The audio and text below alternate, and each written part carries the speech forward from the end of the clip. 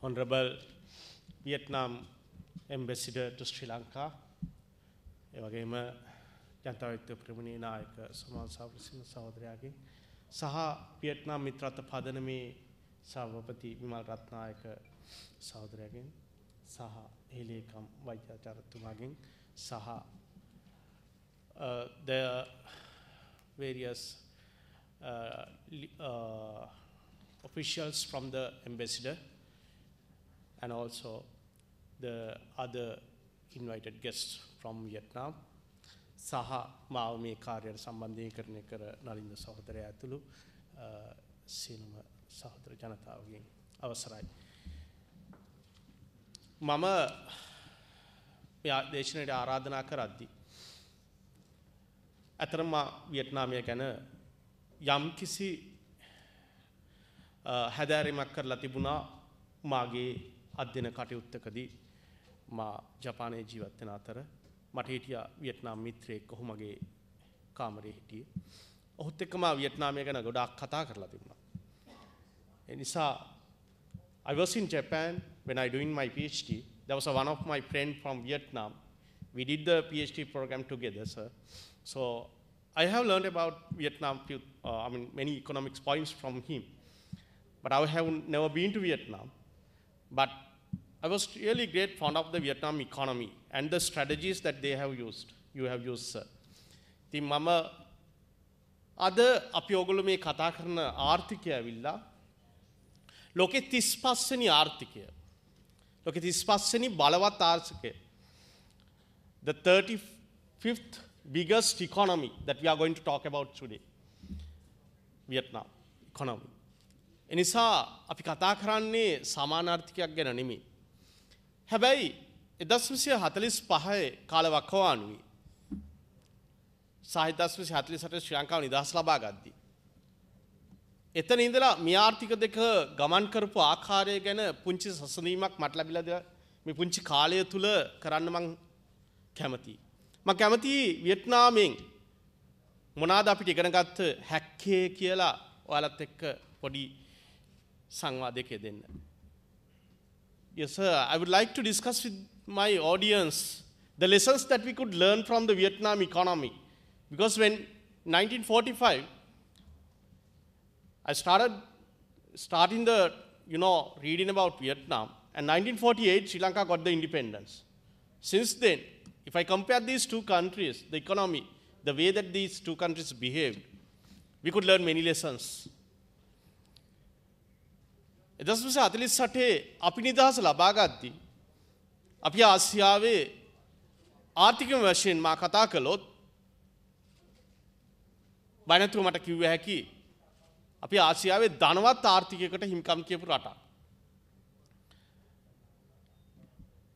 1945 වියට්නාමයේදී අපි බැලුවොත් ඒ ආර්ථිකයේ තිබිච්ච තත්ත්වය මම හිතන්නේ අපේ වෛද්‍යාචාර්යතුමා සහ අපේ විමල් සහෝදරයා විස්තර කරා. ඒ ආර්ථිකය ගැන කතා කළ යුතු දෙයක් හිතරිලා තියෙනවා. There were nothing to talk about the Vietnam economy in 1945. They had many problems. All the problems, if you talk about in economics, they had there. They had the poverty. එයාලට තිබුණා දරිද්‍රතාවය. එයාලට අපි මේ කතා කරන නිෂ්පාදන සාධක කිසිවක් තිබුණේ නැහැ නිෂ්පාදනය සඳහා යොදාගත හැකි අයුරින්. අපිට 1948 වෙද්දී මේවා විශාල වශයෙන් ඊට වඩා වෙනස්ව තිබුණා. ධනවත්ම රාජ්‍යයක් සහ ආසියාතිකරයේ තිබිච්ච දුප්පත්ම රාජ්‍ය කිව්ව හැකි. කොහොමද මේ දෙක ඉදිරියට එන්නේ? මම කතා කරන්නේ නැහැ ඔවුන්ගේ ආර්ථිකයට සහ රටට යුද්ධයෙන් සහ ඒ අත්ශ්‍රයෙන් සිදුවෙච්ච දේශපාලන කටයුතු. මොකද මටත් වඩා හොඳින් ඒ කටයුත්ත මේ වෙද්දී කතා කරපු කතිකව සහ අපේ ජනතාවිත ප්‍රමුඛ නායකතුමා විස්තර කරලා දුන්නා. හැබැයි ආර්ථික වශයෙන් බලපුවාම පැහැදිලිව පේන දෙයක් තමයි අපිට නිදහස ලැබුණේ දේශපාලඥයන්ගෙන්. අපිට ලැබුණේ දේශපාලනික නිදහසක්. හැබැයි වියට්නාමය ලබා ගන්නේ ජනතාව තුලින් ලබාගත් නිදහසක්. ප්‍රධානම එතන වෙනසක් තියෙනවා. ඉන්පස්සේ වියට්නාම පාලනය කරන්න පටන් ගන්නේ වියට්නාම ජාතිකයෝ. අපිව පාලනය කරන්නේ කළු සුද්දෝ ටික.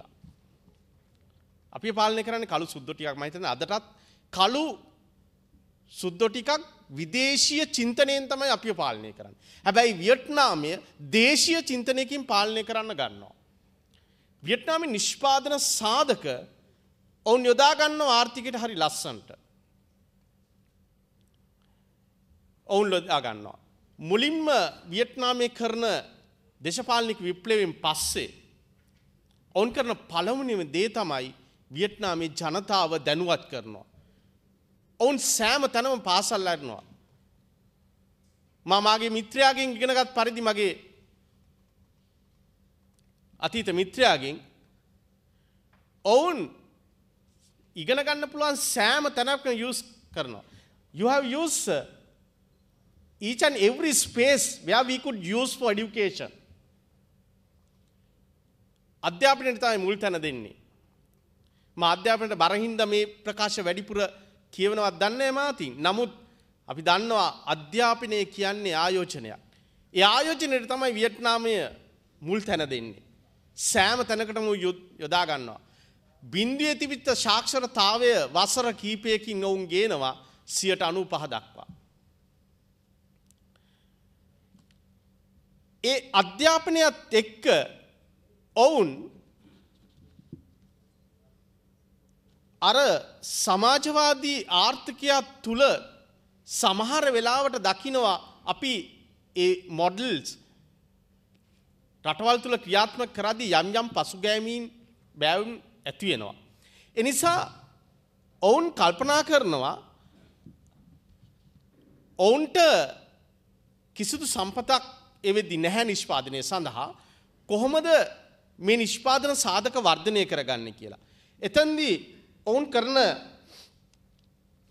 ප්‍රධාන කටයුත්තක් තමයි ඔවුන් අපි ඔය කතා කරන වෙළඳපොළ අර්ථක්‍රමයේ තියෙන සමහර ආර්ථිකයට ප්‍රයෝජනවත් ගත හැකි අංශ ඔවුන් මේ සඳහා යොදා ගන්නවා. ඔවුන් මේ සඳහා යොදා ගන්නවා. උදාහරණයක් වශයෙන් ඔවුන් සීමිත නිෂ්පාදන සාධක අයිතිය ඔවුන් ලබා දෙනවා. අපි ඔය 1975 කාල වකවානුවට ආවොත් අපි 1975 වගේ කාල වකවානුව තුල නිෂ්පාදන සාධක අයිතිය ජනතාවට ලබා දෙන්න අපි ඉඩම් ප්‍රතිසංස්කරණ ගේනවා. හැබැයි වියට්නාමේ ඉඩම් ප්‍රතිසංස්කරණ ලබා දෙන්නේ ඊට බොහෝ ඉස්සල්ලා ජනතාවට. මොකද මේ නිෂ්පාදන සාධක අයිතිය ජනතාවට නැති වුණාම ජනතාවට බැරි වෙනවා ආර්ථික කටයුතු වලට දායක වෙන්න. අපි කොහොම කිව්වත් ඒක ඔවුන්ට කරන්න බැරි වෙනවා. ජනතාවට ආර්ථික කටයුතු වලට දායක විය හැකි එකම ආකාරය ඔවුන්ට ඉතුරු වෙන්නේ තමුන්ගේ ශ්‍රමය විතරයි. අද ලංකාවට වෙලා තියෙන එක. අද ලංකාවට කෙනෙක්ට ආර්ථික කටයුතු වලට දායක වෙන්න පුළුවන් තමුන්ගේ ශ්‍රමය විකුණලා විතරයි. මේ නිසා වියට්නාමය අර නිෂ්පාදන සාධකවල අයිතිය නැත්නම් යමක් නිෂ්පාදනය කර හැකි සාධක ජනතාව අතර ලබා දෙනවා. ඒක ප්‍රධානම දෙයක් තමයි ඉඩම් ප්‍රතිසංස්කරණ. One of the biggest thing that you have done, sir, during your economic regime, the land revolution. අපි ඒක 1975 ඒක නිකන් පොඩි බොරුවට පොඩ්ඩක් කරලා දානවා.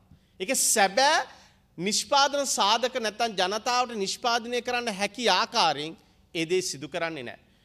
But in Vietnam, they have done a pure land revolution. They want to engage these people for the production sector.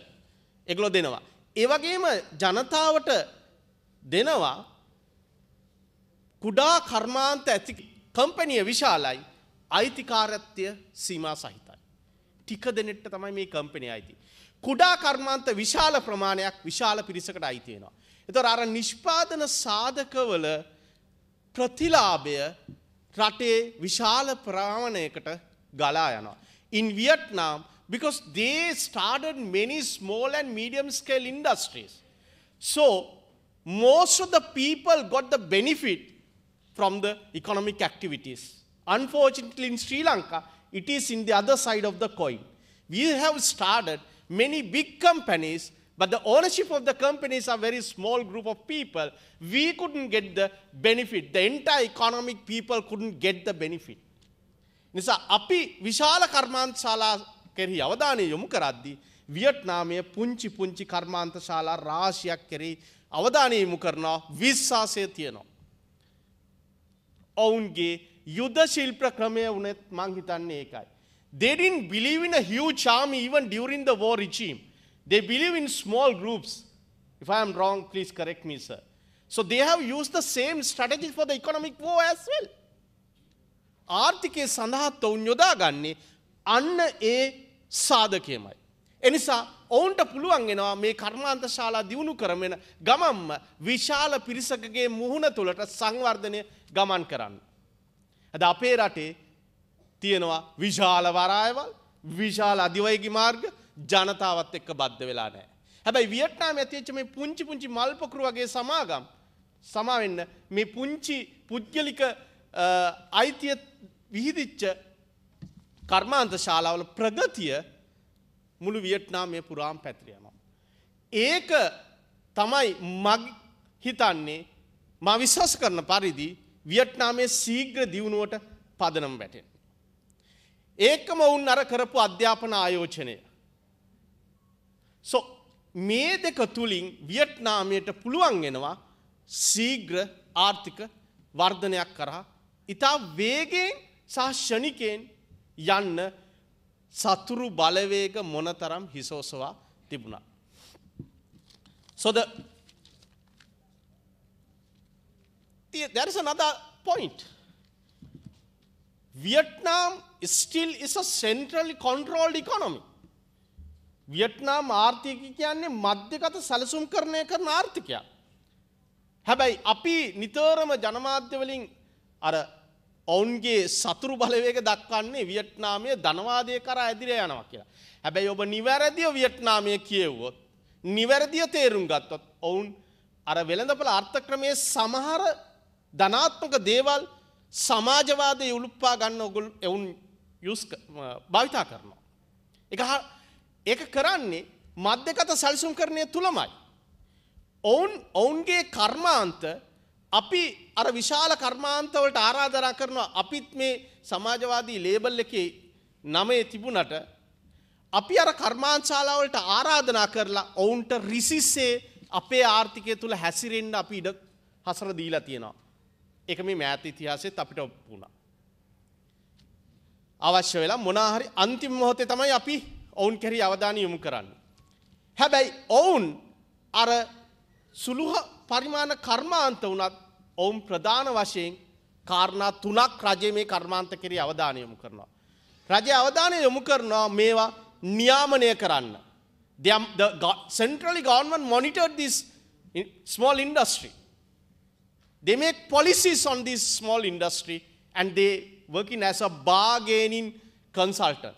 කේවල් කරන උපදේශකයෙක් හැටියට මේ කර්මාන්ත කෙරේ රජය බලපෑම් කරනවා. අවශ්‍ය දිශාවට මේ කර්මාන්ත යොමු කරනවා. හැබැයි අපේ රටේ ඕනෑම කෙනෙක්ට කර්මාන්තයක් ඇවිල්ලා තමුන්ට අවශ්‍ය දේ කරගෙන සල්ලි ටිකක් අරගෙන යන්න පුළුවන්.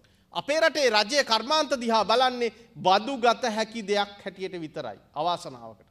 In Sri Lanka, the governments, most of the governments was ruled after the independence. Look at the industry just to take some sort of an income as a tax money. But they didn't direct the organization. They didn't make any policy. සහ තව වැදගත් දෙයක් තියෙනවා. වියට්නාම ආර්ථිකය මෙහෙවන්නේ සැලැස්මතර ඇතුව. එයාලට vision එකක් තියෙනවා. They have a vision. ඒ වගේම ඒ විෂන් එකට ගමන් කර හැකි උපාය මාර්ග තියෙනවා. ඒ සැලසුම් ඔයගලන්ට බලන්න 1980 සැලසුම් 1975 සැලසුමක් තියෙනවා. මෑත වර්තමාන ඉතිහාසයේ ඔවුන් මේ ආර්ථිකයේ එදා ඉදිරිය ඔවුන් සැලසුම් කරන අවුරුදු 10 5 වශයෙන් සැලසුම් කරලා ඒ සඳහා උපාය මාර්ග සැලසනවා. අපේ සැලසුම් පොතට සීමා වෙච්ච නිකන් ඒවා අර සෝබන වදන් විතරයි. Most of the strategies Sri Lanka also made sometimes not strategies, planning, but they don't have strategies, unfortunately. අපිට තියෙන ආසියාවේ හබ් එක කරන ප්ලෑන් එක. හැබැයි හබ් එක විතරයි ප්ලෑන් එක නැහැ. හබ් එකට ස්පෝකුත් නැහැ දැන්. ඒතර එහෙම ප්ලෑන් එකක් නෙමේ වියට්නාමේ ඔබ නිවැරදිව හදාරද්දී ඔවුන්ට හැම අරමුණකටම යාහැකි උපාය මාර්ග ඔවුන් සැලසුම් කරලා තියෙනවා. දැන් වර්තමානයේ වියට්නාමයේ සැලසුම ගැන අපි කතා කරොත් වර්තමානයේ ඔවුන්ගේ සැලසුම කොහොමද ඔවුන්ගේ ආර්ථිකය ගෝලීයකරණයත් එක්ක ගලපන්නේ කියලා. මම හිතන්නේ අපේ වෛද්‍යාචාර්යතුමත් සහ අපේ නායකතුමත් ප්‍රකාශ කරා 2025 දී ඒගොල්ලෝ බලාපොරොත්තු වෙනවා ලෝකේ 17 වෙනි විශාලම ආර්ථිකය කරන්න. ඒ සඳහා අවශ්‍ය සැලසුම් තියෙනවා. හැබැයි අපිට තියෙනවා ආසියාවේ ආශ්චර්ය කරන්න. ඒක තියෙන්නේ කොහෙද කියන එක ඔයාලා දන්නවා. කොහෙද ආශ්චර්යයට යන්නේ කියලා. අපි ආපස්සට යනවා. කට්ටියක් ආශ්චර්යයට යනවා. එහෙම සැලසුම් වියට්නාමේ නැහැ. එහෙම ආර්ථික සැලසුම් නැහැ. ඊළඟ දේ තමයි වියට්නාම් දිහා බැලුවොත් අපි ඔවුන්ගේ සංඛ්‍යාලේඛන මේක අපි වැඩි කතා කරන්නේ නැති දෙයක්. ඔවුන්ගේ සංඛ්‍යාලේඛන අපිට හරියටම වැදගත් වෙනවා. ඔවුන්ගේ සංඛ්‍යාලේඛන ඉතාමත් නිවැරදි. If I am right, sir, you have one of the most accurate economic data. This is not by myself, this by the IMF and the World Bank. ඔවුන්ට ඉතාමත් නිවැරදි සංඛ්‍යාලේඛන ඔවුන් තියෙනවා. ඔවුන්ගේ සංඛ්‍යාලේඛන වලට බොරු කරන්න උත්සාහ කරන්නේ නැහැ. අපිට අපේ පැත්තට හැරිලා අහන්න වෙනවා අපිට තියනවාද එහෙම නිවැරදි සංඛ්‍යාලේඛන. ඒ සංඛ්‍යාලේඛන හරි වැදගත්. ඇයි අපි ගැන අපි හරියට අධ්‍යයනය කරන්නේ නැත්තේ? ඊළඟට මේ තාත් කරුණු රාශියක් මගේ ඔළුවේ තියෙනවා මේ කෙටි කාලය තුල ඔයාලත් එක්ක සාකච්ඡා කරන්න. ඊළඟ කරුණ තමයි වියට්නාමය හොඳ SWOT analysis එකක් කියලා තියෙනවා. ඒ කියන්නේ තමුන් ගැන ස්ව අධ්‍යයනයක් කරලා තියෙනවා. ඔවුන් හඳට රොකට් අරින්න කතා කරන්නේ. You are not talking about rocket science. You are not talking about reinvent the wheels. But you know your fundamental strength as well as your weaknesses, opportunities and what are the challenges that you have. ඒගොල්ලෝ දන්නවා ඒගොල්ලන්ගේ ශක්තිය මොකද්ද? ඒගොල්ලන්ට තියෙන දුර්වලතා මොනවාද? ඒගොල්ලන්ට තියෙන අවස්ථා මොනවාද? ඒගොල්ලන්ට තියෙන අභියෝග මොනවාද කියලා. ඒ නිසා තමයි වියට්නාමය ගමන් කරන්නේ කුෂිකර්මය ඔස්සේ යන සංවර්ධිත ආර්ථිකයක් කරා. අපි කුෂිකර්මය බල්ලට දාලා අපි යනවා හඳට රොකට් අරින්න. ඒක තමයි අපේ ආර්ථිකය. කොහෙද අපි යන්නේ? Where we are heading to? There is a big question mark. මේ කායිකවත් තරහට කියන කතා නෙමෙයි. මේ ආර්ථිකයත් එක්ක නිවැරදිව ගලපද්දී අපිට මතුවෙන හිතට මතුවෙන සංවේග.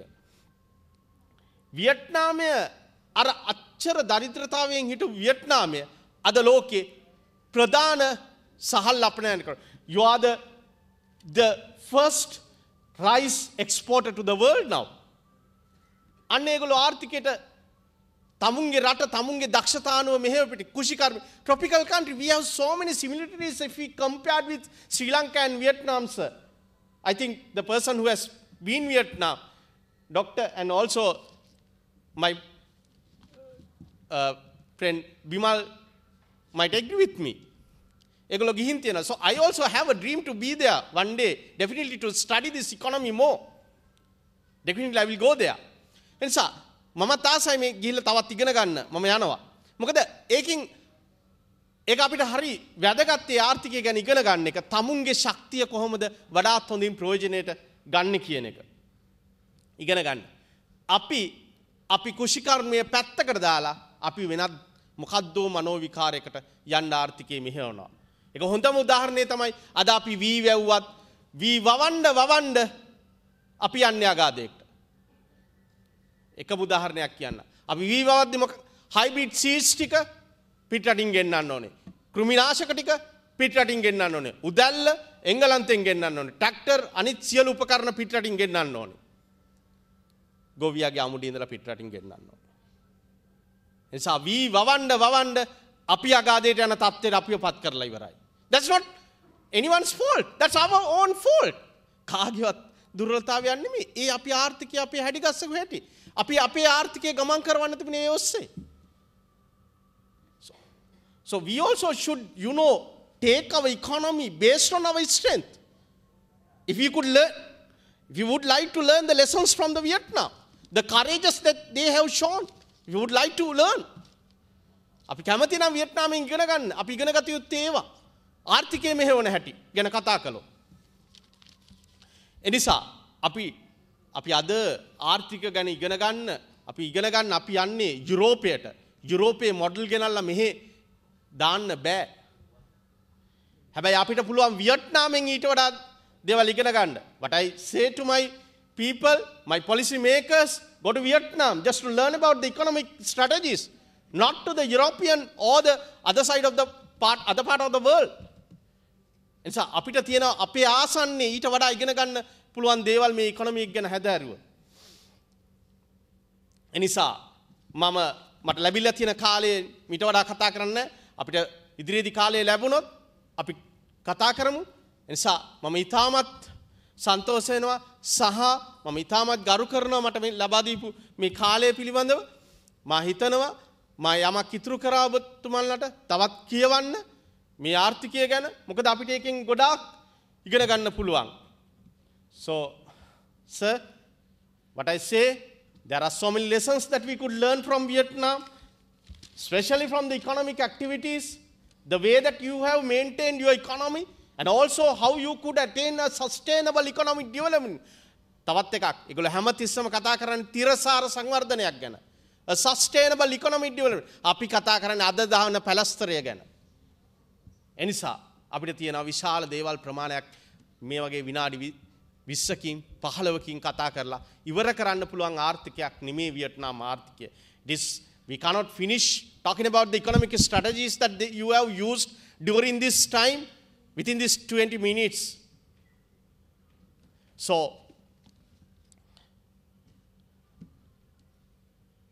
according to the World Bank prediction, we know that you would be one of the most powerful economic nation in no sooner. So I wish you all the best. Long life for Vietnam. අපි දන්නවා කවදාරි මේ වියට්නාමයේ අපේ ආසියාව තුල බලවත් ආර්ථිකයක් එනවා. ඉතින් ඔවුන් දිගුකල් දිනේවා. බොහොමත්ම ස්තුතියි මට මේ දුන්නු අවස්ථාව සම්බන්ධයෙන්.